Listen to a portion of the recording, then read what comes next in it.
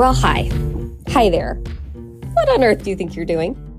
I'm trying to record this podcast, and it feels like without fail, everyone seems to know that as soon as I turn the recording equipment on, the construction across the street begins in earnest with jackhammers, and all the people in my house go into the room right above me. I'm in a basement, and there are children like marching and dropping marbles right now. So that's what I'm doing. What are you doing? Anyway, hi. You're listening to Everything's Relative podcast. That's the main audio right here. I'm Eve Sturgis, the host of this podcast. We, and by we I mean me, and you and my guests are here to talk about DNA discoveries that rock people's world in extremely unexpected ways.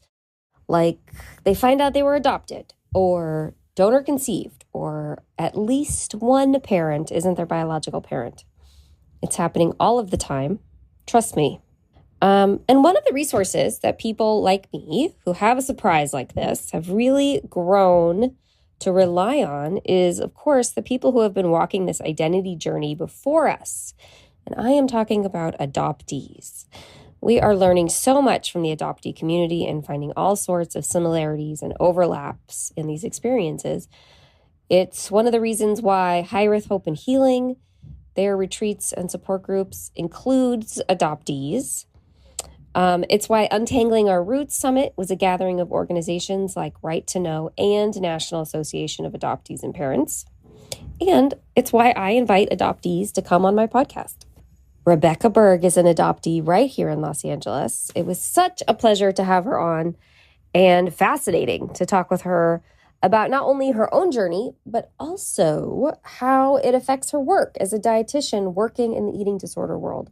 Possibly my favorite part. I don't want to say there's a favorite part, but I really love the way she describes the feeling like she was watching or reading a movie when she was exploring her own history and hearing about things and reading documents. I, for one, really relate to that feeling of observation and separation from experiences, my own life experiences. Anyway, I'll let you hear her talk about it in her own words. Enjoy me and Rebecca. I think she would say if you're hungry to get a snack while you're listening to this. This is Everything's Relative podcast. I'm Eve Sturgis. Okay, so every time I point to you, you say something cool, okay? Hey, Dallas, do you want to make a podcast? Yeah, sure. Spotify's got a platform that lets you make one super easily, then distribute it everywhere and even earn money. Wow, that's awesome. All in one place for free. It's called Spotify for Podcasters. And here's how it works. Spotify for Podcasters. I don't know how it works. It's okay. Spotify for Podcasters lets you record and edit podcasts right from your phone or computer. So no matter what your setup is like, you can start creating today. Cool. Can we set it up now? Yeah, and then you can distribute your podcast to Spotify and everywhere else podcasts are heard. Awesome. Video podcasts are also available on Spotify. With Spotify for Podcasters, you can earn money in a variety of ways, including ads and podcast subscriptions. And best of all, it's totally free with no catch. Wow. I'll download it right now. Ever since I discovered Spotify for Podcasters, food tastes better, wine tastes sweeter, and I'm a better mother to Dallas. Isn't that true? Yep. I highly recommend you give it a try. Download the Spotify for Podcasters app or go to www.spotify.com/podcasters to get started. This episode is brought to you by Twizzlers. Long day, late night, feeling a little bored? Twizzlers is the ultimate sidekick for any moment of the day, no matter what kind of day you're having. The perfect level of sweet and a fun excuse to sit back and relax. Unwind with Twizzlers. To buy now, visit Hersheyland.com/Twizzlers. Do you go by Rebecca or Becca or Becky? Yeah, I'm a Rebecca only girl. So no nicknames for me, just Rebecca. Don't worry, I didn't even want to give you a nickname. I would never. Thank you. So are you in Los Angeles? I am. Yeah. I'm over in Culver City. And I know you're on the east side, right? Yeah. So we're on opposite ends of the city. You maybe have cooler evenings. What is your weather like today? Hot as hell. But I mean, So hot. Yeah. it's like 80 something here. So it's probably like 100 degrees where you are. Yes, that is correct. I love the east side, but I could never live over there because I just can't handle the heat. How long have you been there? Or how long have you been in LA? 17 years, and I've been on the east side the whole time. Oh my gosh. Yeah. Okay. Yeah, we were just talking about it the other day. Someone basically, I said, I'm going to move to LA. And one person said, oh, you should move to Silver Lake. You would like it. So I did that. And now here we are. So 17 years later, they were correct. That person was correct. It was meant to be. I mean, Silver Lake's dreamy, so I get it. It's dreamy. Yeah. We're even further east now, but my original roots are in Silver Lake. So, Rebecca, Berg, is that how you say it? Yes. So this is fun and interesting because you're a part of the many people who contacted me kind of quickly when I said, like, I only have a few spots, but you've been around. We've communicated a little bit like in the socials. Yeah. And your handle is interesting because it's No Strings Nutrition. Mm-hmm. And I'm so used to communicating with people whose like DNA discovery or association is in their handle. So, like. Oh, so I was more of a mystery. Yeah, I was like, why? No Strings Nutrition. Like, how could somebody about nutrition also have had a DNA surprise or be adopted? So I was excited when you reached out to ask if you could be a part of it, because I would love to know how you are like weaving these worlds together. Health and if it's related at all. Yeah. It seems like it is when I go through your profile and have checked things out before. So you tell me what brings you to, I want to say our world, but that makes it sound like we have a community and you're new, and that's not what I mean at all. I also like the other way to put it is, how do you fit in? I get where you're going with that. I get the vibe. So I think it really was like two parts of my identity colliding. So I've been a dietitian since 2018, 2019, and I've been in LA for 5 years now. And I am in the eating disorder field. So I was helping folks to repair their relationship with food. And while I was starting out there, I was on a parallel journey myself in therapy, kind of trying to rediscover who I was, because I felt like just a walking dietitian is how I put it. Like, I'm like, my whole world is being an eating disorder dietitian. All I'm doing is thinking about eating disorders and helping people and caring for people. Like, I feel like something's off. So when I started going to therapy and I was exploring like different parts of my identity in my childhood, at first, the fact that I was adopted, I was like, no, that doesn't have anything to do with anything. Like, we don't need to talk about that. And then eventually it did come up again. And once I sort of opened that door, it was like I couldn't go back to the person that I was before.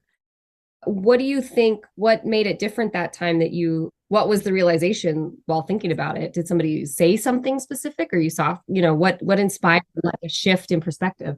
Are you familiar with Anne Heffron? Yes.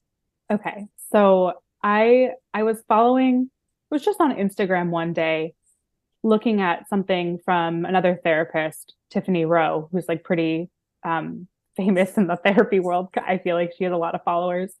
And she said something about adoption. And I thought to myself, oh, that's so weird. Like, I've never looked up anything about adoption ever on social media. So I clicked one of the hashtags, and the first thing that popped up was some posts from Anne, and it said, adoption is trauma. And so I'm in this eating disorder world. I'm an eating disorder dietitian.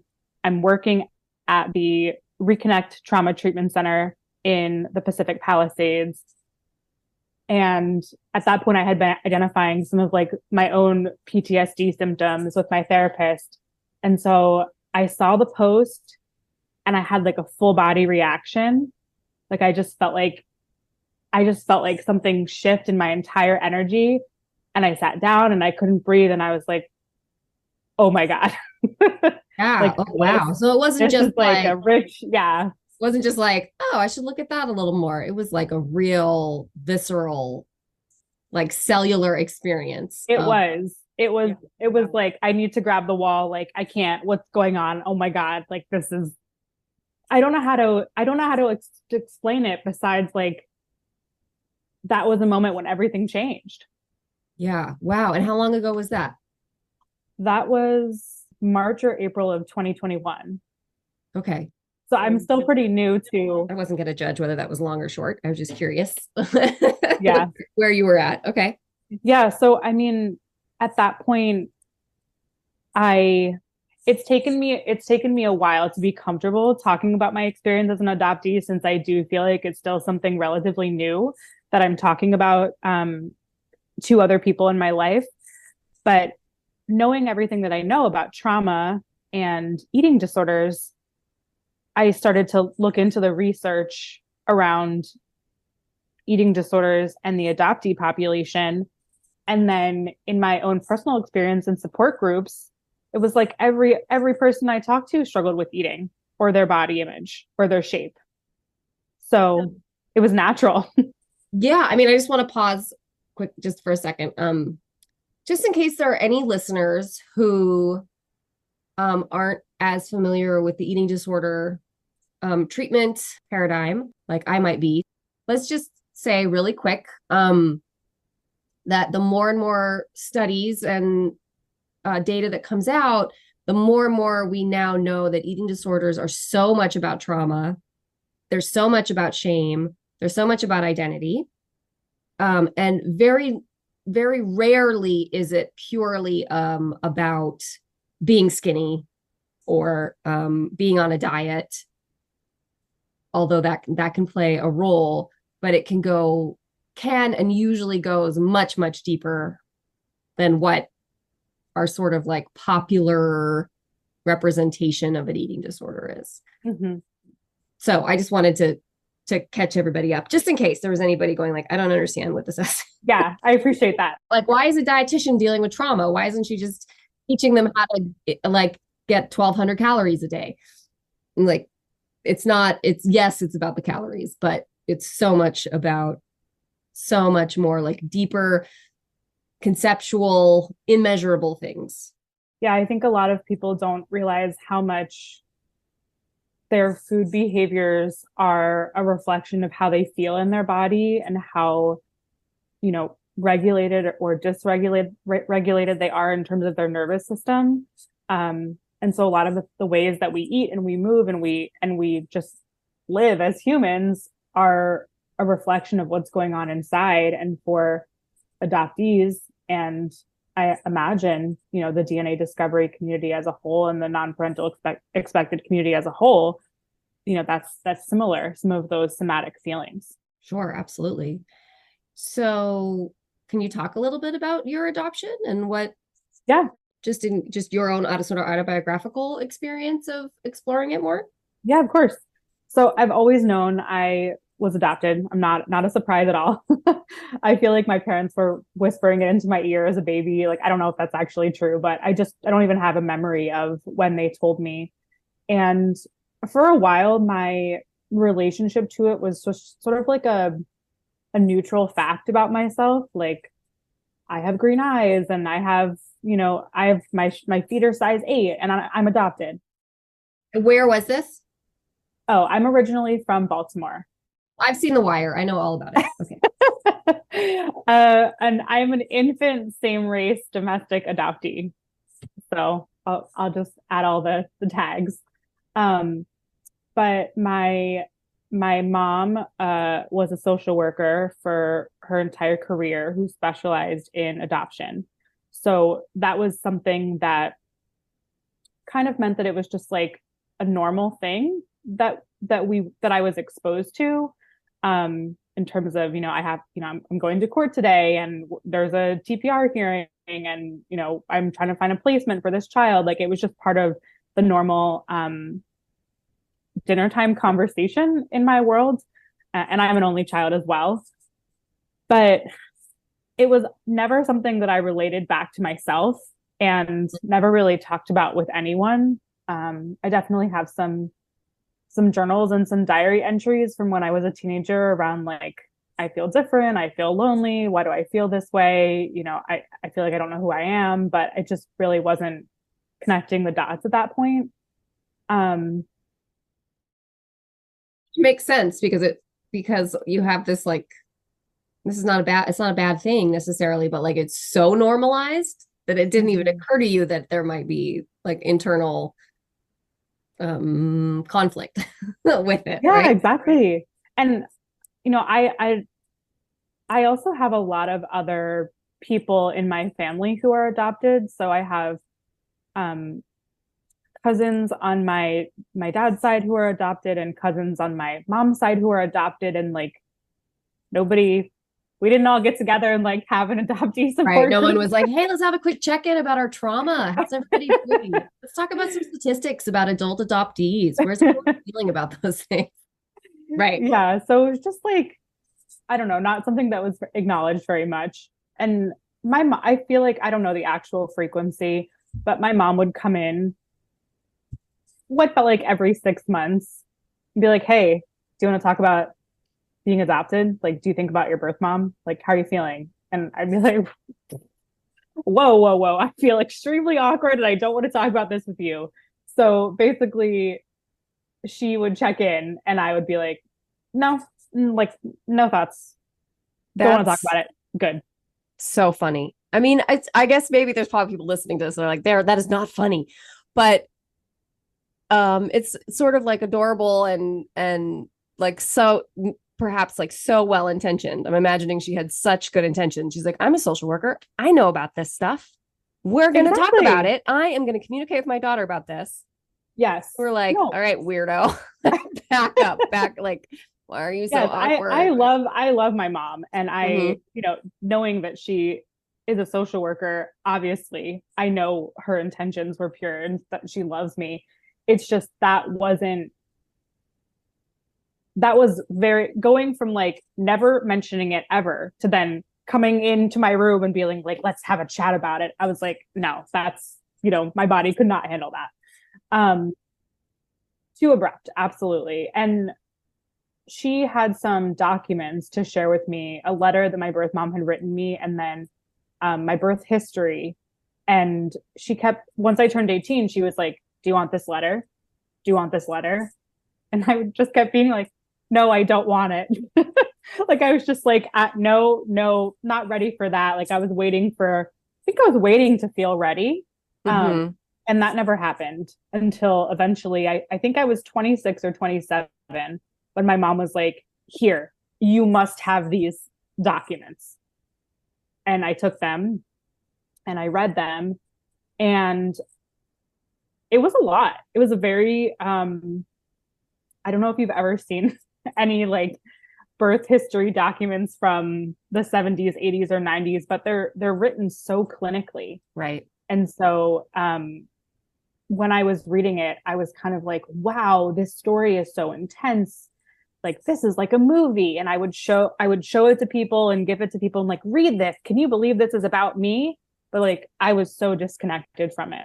Right. That's interesting to describe it as reading it like a movie because it keeps you a degree away from it. Right. Yeah. And so when you say birth documents, it wasn't just like a birth certificate or a birth history. So it was a report of, tell me more about what that is. What were people reading when you were handing people things? What were they reading? What was like a movie? It was like, birth mother is 5 feet 7 inches tall with green eyes and light brown hair and is of Irish descent. Birth father is believed to be, this many inches tall with this color hair. Birth mother did not complete like high school, like those kinds of just like very, very detached ways of describing things. And then it went into the story of my conception and, how it all unfolded, which is very, very intense. This is why I say it's a movie, because my birth mother was engaged to be married to someone. And unfortunately, he was driving home one night in Pittsburgh and he crashed into a telephone pole, and they took him to the hospital and he passed away. And so that was incredibly traumatic and distressing for my bio mom. And she was only 20 at that time. That sort of upended her whole life. Mm-hmm. And she ended up, the way that the document describes it is seeking comfort in the arms of a close friend one night. So she sought comfort in the arms of a friend, and then didn't know anything had happened because she was on birth control. And then in the summer, she was gaining weight and went to the doctor, found out she was pregnant. The way that it's described is it's so interesting to me, because like, did they not think that I was going to read it? Mm-hmm. One day when I was older? Like, the way that it's described is, birth mother was very distressed by this news, very upset, tried to get an abortion and was told it was too late, kept it a secret from everybody, and then was going to start doing prenatal care and make a plan for adoption, but then went into sudden preterm labor, had to be emergency airlifted from the Ocean City area of Maryland all the way into Baltimore, Maryland. Had a really intense infection. Like, I was only 2 pounds, 11 ounces. So I was really, really, really small. Oh, that is such a little baby. Oh my gosh. Yeah, I was really small. That's just in the palm of your hand. You're a palm of the hand baby. Mm-hmm. All of that it's just like negative. Yeah, I mean, that's so interesting for you to say, and such a testimony, I think, to how much no one is thinking about all these things. They just know they have to have this report for some reason. And so for you to say, like, did they not think that I'd be reading it later? And for some reason, I don't know that when they developed the protocol, your feelings were a part of it at all. Right. I know what you mean by clinical, especially when it's like client reported this and this, and I know that that language, and I can see why. Yeah. Anyway, continue. Yeah, I think that part of that is being that it was 1990 and this was a closed adoption. Of course, the paperwork had to remove all identifying information, so it just says birth mother for all of it. And I don't think I didn't have a name at that point, so it just doesn't refer to me as anything. Can I stop you for 1 second, just because that was really interesting, because we're talking about how clinical the language is and how separate you feel from it. Mm-hmm. And then you didn't have a name, so they didn't refer to you as anything instead of as anyone. Mm-hmm. Like, even it's designed that way, I think. But just how interesting. I'm just pointing it out. I'm just with you. I am with you. I'm fascinated. I am fascinated by this. Yeah. So I think at that point, and my memory is very fuzzy, because like I said, I think I was pretty detached from myself at that time, but I decided to reach out to try to find my bio mom. And I worked with a friend of my mom's who was also a social worker, who worked as a confidential intermediary. So, she gave me this document that said, like, these are the kinds of things that you should say in your first letter, and it's better if it's handwritten, and don't mention the dad, because usually that's a point of like contention and like upsetness. So, I'm at that time, very like type A perfectionist, like have to follow the rules. So I'm like, all right, I have to write this letter. and I handwrite it and follow all the rules. And I sent the letter, and my bio mom was very shocked and surprised because she never thought that this was going to happen, and very skeptical. But eventually she was open to the idea that we could correspond via letters. And I remember when I got the letter, I felt the same way. Like, I remember walking down the street in New York City, and my friend said to me, well, how do you feel? And I remember looking at her and saying, I don't feel anything. I don't feel anything. Like, I thought to myself, shouldn't I be feeling something? Shouldn't this be more exciting? Shouldn't this be more monumental? Like, I always thought it would be sort of life-changing when I did find my bio mom, but I didn't feel anything. And we exchanged 2 letters, and I didn't know what to say. And so I never wrote back. So I essentially ghosted her, which now is painful to me because I know how painful it was for her. But it wasn't until 2021 that I reached out to her again with a totally new perspective after, like I said, seeing Anne Heffron's post and unpacking it more with my therapist. Mm-hmm. Wow. Yeah. I mean, I think the only way that I can personally connect with not feeling anything with these things is that is the feeling that these people or a person is a stranger. Mm-hmm. And I really struggle with knowing, without having the time for a face-to-face conversation, I don't even know where to start to connect. And therefore, like, with no connection, the person remains kind of a character out there. Yeah.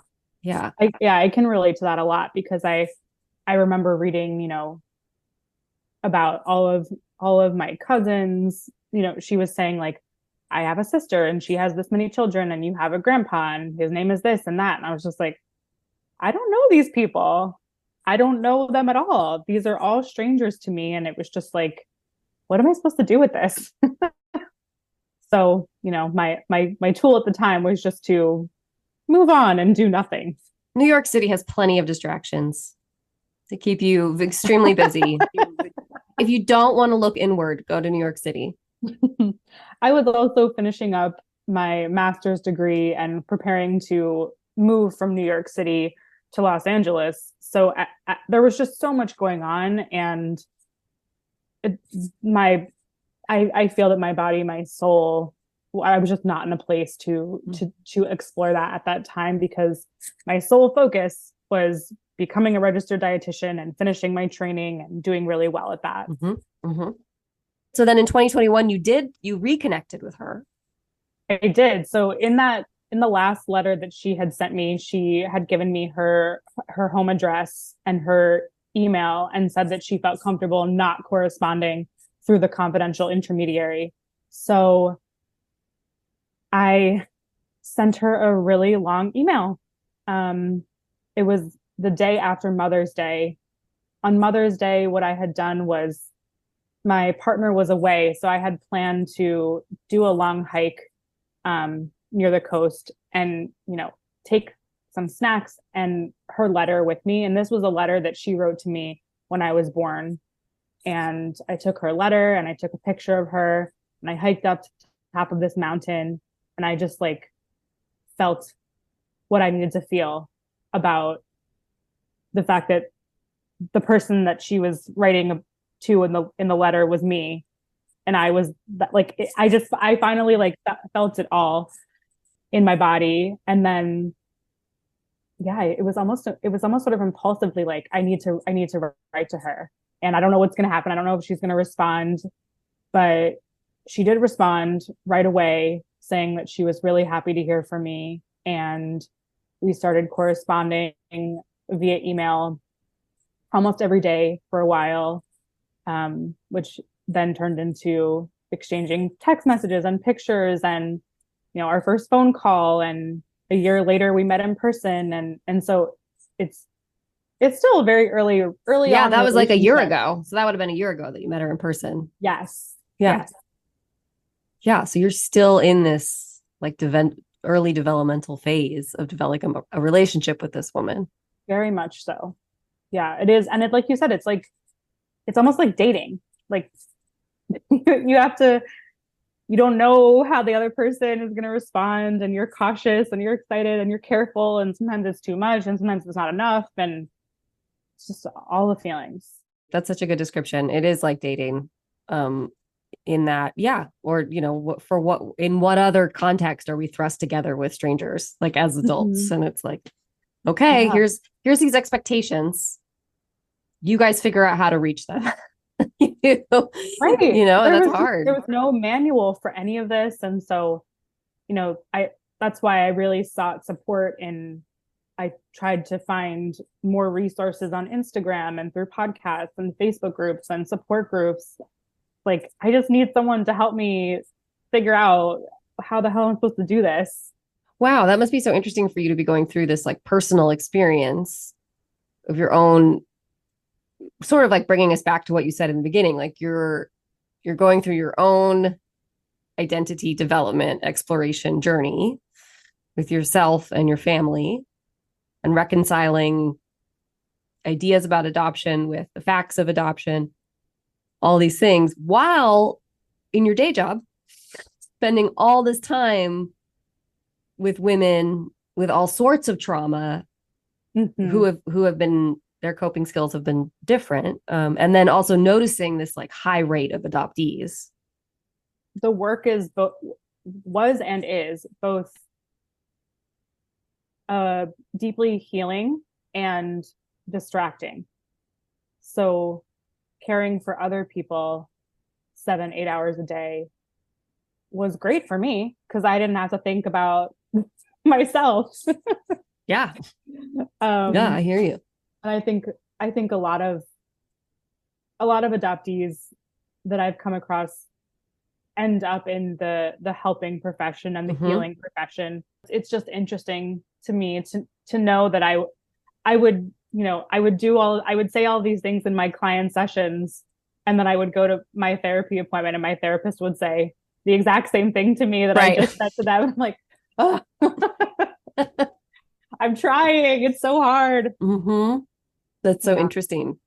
Have you heard of the new podcast called Adoptees at Work? No. Okay, so Peggy Arvidson is an adoptee. She just launched a podcast called Adoptees at Work, and she just wants to talk to adoptees about what they do for work and like, yay, how being adopted like is a part of that or not. One of the first episodes is with someone who was a registered nurse for 25 years. And so it was about like being in the caring profession and how many adoptees find themselves in helping caretaking places. That's so you should connect with her. I want to. She's awesome. Great. She's really great. Yeah. She's actually going to be on in a couple weeks. She's one of the people that signed up. So it'll be great. Yeah. Well, I guess I feel like I have to talk about the DNA part of all of this, which is the other side of the other half of me, I suppose. So my bio mom didn't know where my bio dad was, because it was a one time only kind of thing. And he has a very, very common name. So I wanted to work with the confidential intermediary to find him as well. And had he known she was pregnant? The details of the document and the details of my bio mom's memory and my adoptive parents' memory all sort of conflict. So the birth history document says that he did know and that he was supportive of her plan to give me up for adoption. And then in her letter, she wrote something similar, like he's immature, he's not ready to be a father. He agreed. The part that gets a little bit confusing is that my parents said they have documents from a lawyer that said it took them like almost a year to track him down to get him to finally sign the paperwork.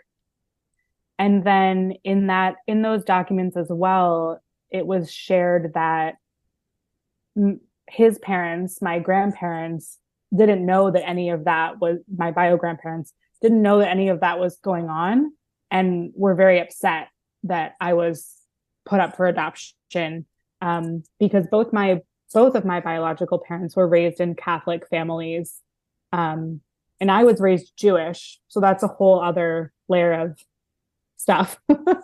But basically, I don't really know about how those things actually unfolded, and I don't think I'm ever going to get like the full picture.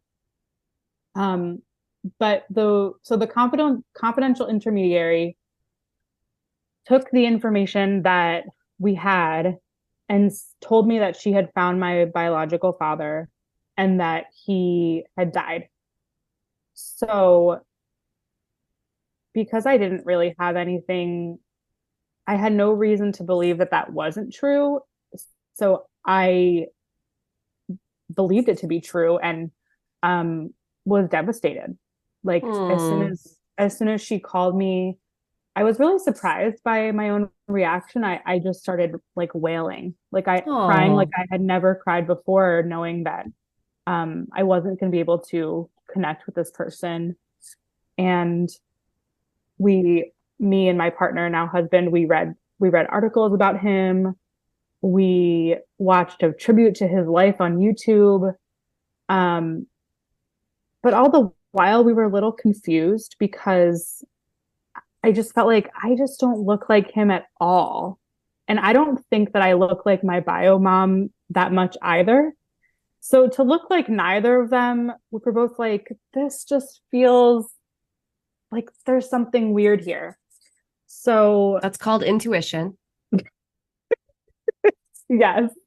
I had never felt at that point like grief and pain so intensely. I actually had to take off work because I couldn't stop crying.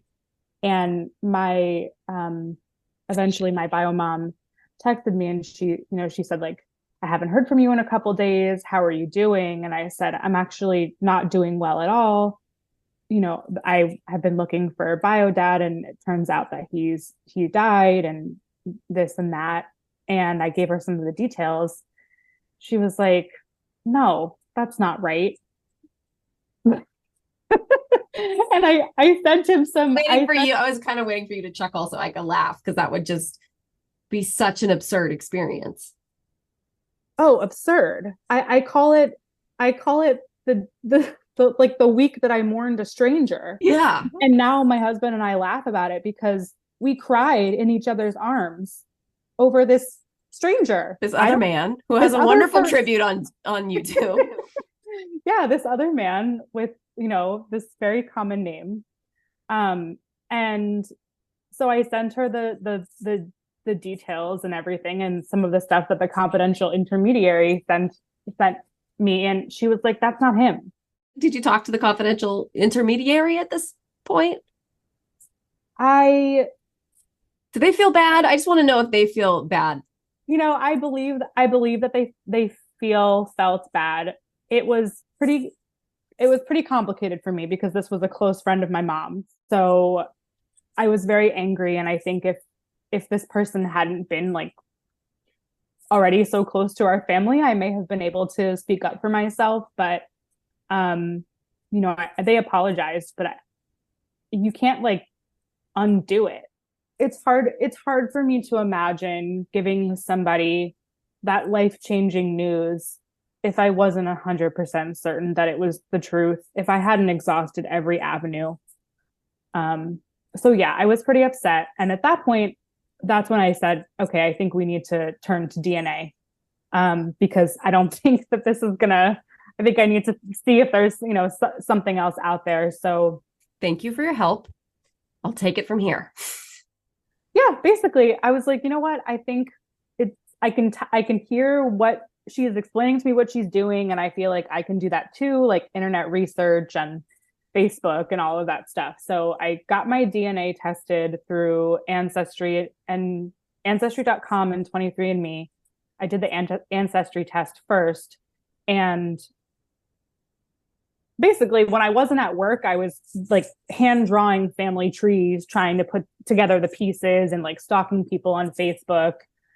And my mom also, she was like, "Oh, do you know I have these other documents from the lawyers in the safe deposit box at home?" And I was like, "Well, that would have been good to know." So she still lives in Baltimore. So she was in Baltimore holding up the documents to the light, trying to see the redacted information through the whiteout. And I was like writing down the letters and stuff and the addresses. And so to make a long story short, basically combination of the DNA and the redacted information on these lawyer documents got me to some addresses and some people. And I had a pretty good idea of like who my paternal great grandfather was. But once again, this really, really common name. And if you, where both of my biological parents are from in Pittsburgh, like there were just so many people named that. So it was extra difficult. But then when I got my 23andMe results back, there was an uncle. Finally, someone who was closer than like a fourth cousin. Ding, ding, ding, ding. Yeah. Wasn't helpful. And so I connected with the uncle and I sent him a message and he didn't respond. I'm like, oh, how long do I wait before I go to the other avenues of bugging people? So based on the uncle's name, I found all of my uncles on Facebook. And I was like, I don't have anything to lose. I'm going to send all of them a Facebook message. And that's what I did. And less than 24 hours later, my biological dad called me and left me a voicemail while I was in a session. And I saw my phone ringing and I saw that it said Pittsburgh, Pennsylvania. And I was like listening to the person talk. And I was like, oh my God, that's my biological dad. I'm like, I'm certain of it. Wow. Yes. Wow. I just got goosebumps. So all of that to say, through DNA and a lot of Facebook stalking was how I found people. And because I was combing through every person with the name that my bio dad is named, there was a detail in one of the lawyer's documents that said that he had worked at this particular restaurant in the 80s. And I saw a picture of this guy who was wearing the hat. Oh my God. From that restaurant. And I showed it to Greg, and who's my husband. And he was like, that's it. That's him. Oh my gosh. You guys are like usual suspects or something. We're suddenly like all the pieces fall together. Yeah. The crazy thing is when I ended up talking to my bio dad, I said, I found it. Like I found this picture of you. So I was pretty sure this account was you. And he was like, oh, I don't go on Facebook. One of my old girlfriends set that up for me like 10 years ago. It's like, she put that picture on your Facebook account? Because if that picture wasn't there, there would have been no way for me to know. Because he's an older man now. So I don't really see myself reflected in his face. But in his face when he was 21, 22, oh, hell yeah. Wow. Well, thanks, ex-girlfriend. But what? That is amazing. Yeah. Yeah. It really was astonishing. And it was a lot of work. The reconnection with my bio dad was how do I put this? More detached, because he was quite detached. And basically said something along the lines of like, I haven't thought about you in 30 years. And so not funny. I mean, I was like, okay. Glad it was out of sight, out of mind for you, sir. Not really sure what to do with that information, but I learned that I have 2 half brothers And also, in another interesting twist, in my story, a half sister, because my bio dad, the woman that he he is partnered with, who he had his two sons with, they briefly split up. And during the break, he slept with another woman. That woman became pregnant and had a child. We all know about the breaks. And so it was 13 years into this child's life that she had a astonishing discovery when she was told that, you know, your dad that you live with is not your biological dad. Your dad is actually this other guy. Rebecca's dad. Yep, my dad. So yeah, so I have two half brothers and a half sister. I have not met any of them in person, and haven't really talked to them much. As you touched upon before, it's tough because we're all strangers, and you know, my lineage is like a working class Catholic, intensely Catholic people in Pittsburgh, Pennsylvania. And I grew up Jewish in Baltimore, Maryland, and, you know, I would say, you know, of a different socioeconomic status, different educational status. So it is definitely harder for me to connect with them. And it's weird. Mm-hmm. Yeah, I relate to that. You're not saying it, but for me, it ends up becoming, yeah, like there's just so many variables of worldviews are so different. Yes. And the way life is and the way life should be, or the way people behave and the way the world works and politics come into that, and religion comes into that. Mm-hmm. It's really hard to, when you already know all of that, the differences, it's really hard to know how to sit down and find the similarities. That's a good way to put it. Maybe that's just my thing, because I'm like, I haven't even been able to sit down and try and find what the similarities are, really. And part of that is the pandemic, and part of it is everyone is very busy and different lives, and I think they feel the same way. As far as like, how do we, where do we? Totally. And my bio dad specifically, he told me he works in construction and truck driving, I believe. And his schedule is just, and he's on the East Coast, so his schedule is just so different than mine. He like wakes up at 3 or 4 in the morning and goes to bed at like 6 or 7 p.m. Even then, there's not a lot of time that we overlap. Mm-hmm. It's just hard to know where to start. Definitely. Extremely hard. Yeah. Wow. What a story. I don't even know where to go from there. I hope you have a question planned. Yeah.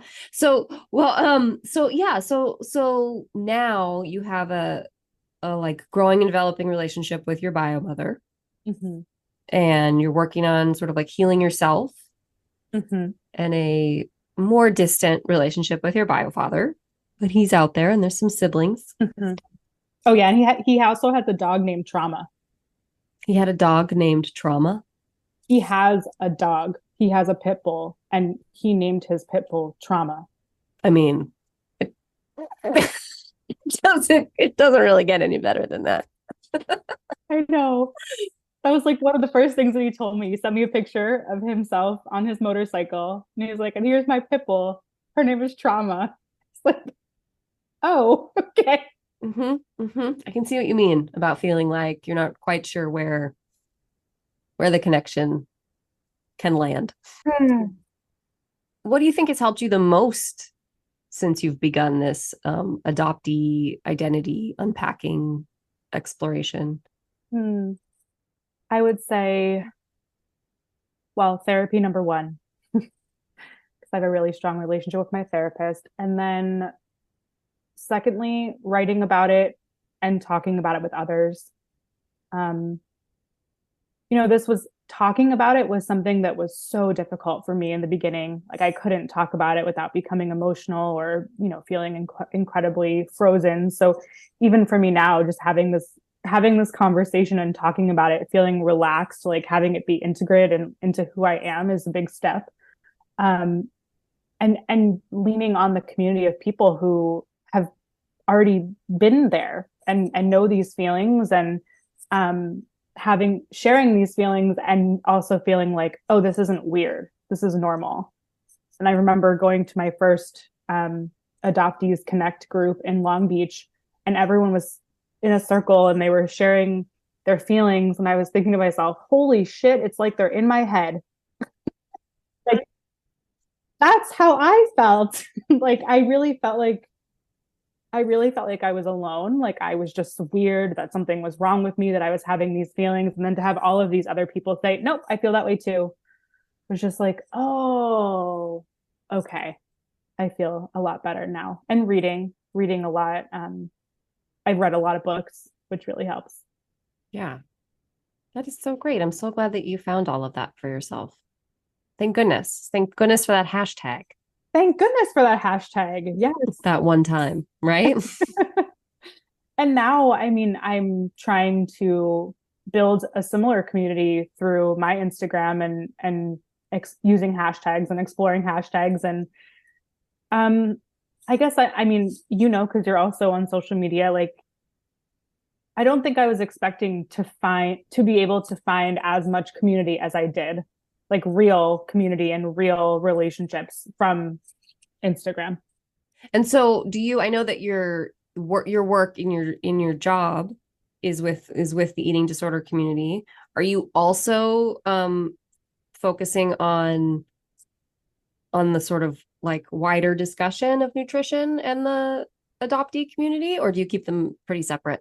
Well, before I started my private practice in January, and before that, I was in group private practice focused on eating disorders and mental health. And so now that I have my own practice, I really do want to work with adoptees, because I think, we have a community that is so rich. We have our own language. We have our own experiences and feelings. And if you're outside of that community, it can be really exhausting to have to explain yourself over and over again. And so I'm in this place of wanting to educate not only adoptees about the relationship between, their relationship with food and their adoptee experience, but also the wider community as a whole, other clinicians, other therapists, other registered dietitians, because we're really plugged into like trauma affecting people's relationships with their bodies and with food. I think we have that down. But when it comes to encompassing the adoptee experience in that, I don't think people are there yet. I don't think they're where they need to be in terms of like the sensitivity in considering that community. Did that answer your question? Absolutely. That's great. Okay. Yeah. I'm so excited for the community to have you, like for both the dietitian and mental health community, and then also for the adoptee community, that you're finding a way to merge these two, like really that you are finding a way to merge these two closely related. Trying to. Issues, I mean, right? I'm presenting at the Adoption Knowledge Associates virtual conference in November on this topic. And I think it's really cool to talk about it, because the biggest reaction that I get is, whoa, I've never thought about this before. I've never heard anyone talking about it before, from a clinician's perspective. Mm-hmm. So I just think that's super cool. And I really want people to know that they're not alone in that. That's so amazingly powerful. Yeah. Well, I hope we can connect again, especially because you're in LA. Yeah, I would love to. Yeah, let's keep talking. This was really fun and interesting. Thank you. Thank you for having me. I'm so glad that you jumped on the the interview wait list or whatever. I don't know, the wagon. I don't know what I'm gonna say, but yeah. I like how you were updating us in real time. Like, hey, I need a couple more slots filled, and then you were like, oh my gosh, okay. Yeah. Whoa. Like everyone wants to talk to me. I was not expecting this. Yeah. Yeah. Really, really great. So fun. Like it's gonna be. It makes a Yeah. really exciting way to like finish up the season or whatever is. Yeah. Well, I think it just goes to show how eager we are to share, how eager everyone in this connected community is to share our stories and to have a platform to share it with like a safe person who understands. Oh, yeah. Good. Oh, I'm glad I can like offer that or provide that for people. And um, if you're listening right now and you think you want to talk about it, like reach out, contact me. And if you want to connect more with Rebecca, her Instagram account is At no.strings.nutrition. You can also find me at www.nostringsnutrition.com. great. Cool. Cool. Yeah. Okay, cool. Yeah, maybe send some of your fog over our way. Or that cool marine air.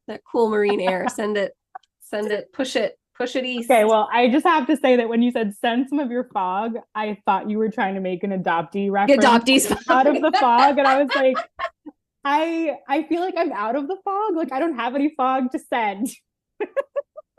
Send your fog out to the universe. No. I meant the cool marine air. Yes. Stay cool and we'll talk soon. Yeah. Awesome. This is great, okay. Rebecca. Thank you so much. Of course. Talk to you soon. Bye. Bye.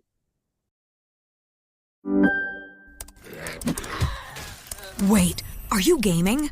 On a Chromebook? Yep. It's got a high-res 120Hz display, plus this killer RGB keyboard. And I can access thousands of games anytime, anywhere. Stop playing. What? Get out of here. Huh? Yeah, I want you to stop playing and get out of here so I can game on that Chromebook. Got it. Discover the ultimate cloud gaming machine, a new kind of Chromebook. This episode is brought to you by Twizzlers. Long day, late night, feeling a little bored? Twizzlers is the ultimate sidekick for any moment of the day, no matter what kind of day you're having. The perfect level of sweet and a fun excuse to sit back and relax. Unwind with Twizzlers. To buy now, visit Hersheyland.com/Twizzlers. Before making this recording, just now, I checked the weather in Culver City, the area that Rebecca lives in, and I want to confirm that today there is exactly a 10-degree difference between our two neighborhoods. We were not kidding about that. Rebecca was a fantastic guest. I'm so grateful that she wanted to talk about her identity journey as an adoptee and how she uses her shifting perspective about trauma in her work. And I really hope we can meet up in person soon, preferably on her side of town where it is less hot, which means that I'll be making the drive. And it's the drive, folks, that keeps us all separated here in this town of Los Angeles. Anyway, thanks for being with me